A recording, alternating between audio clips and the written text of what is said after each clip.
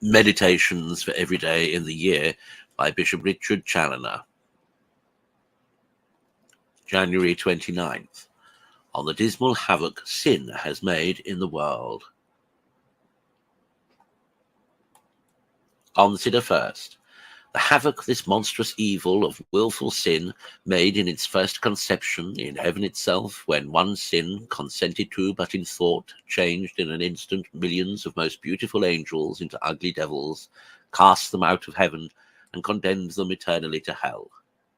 O dreadful poison that can thus blast in a moment so many legions of heavenly spirits! O dreadful guilt that can draw such dismal and irrevocable judgment from a God, whose very nature is goodness, and who loves all his works, upon his favourite creatures. And thou, my soul, that knowest this, how didst thou ever dare to sin?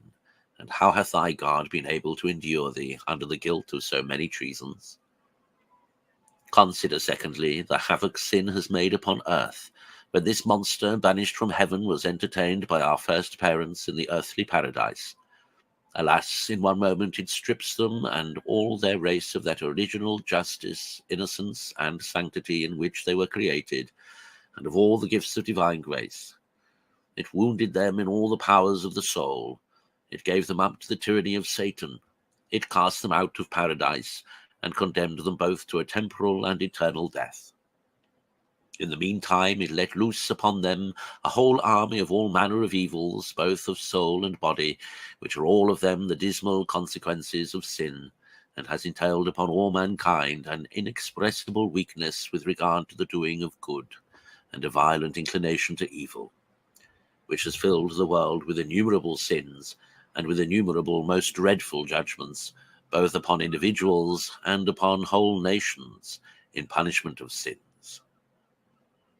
Consider thirdly, that sin, by infecting and corrupting so many of the principal creatures of God, has in some measure blasted the whole creation, and subjected the whole to many evils, which the Apostle, Romans 8:20-21, calls the servitude of corruption, as also vanity, inasmuch as by occasion of sin they are also liable to a perpetual instability and a variety of defects.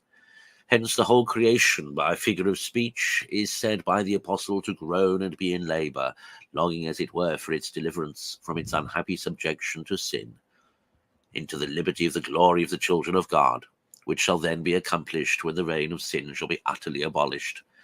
And the world being purged by the last fire, God shall make for his children new heavens and a new earth, in which justice shall dwell.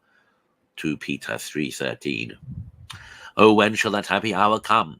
When shall this hellish monster, sin, be for ever excluded from all other parts of the creation and shut up in its proper place, never to come out to blast the world any more?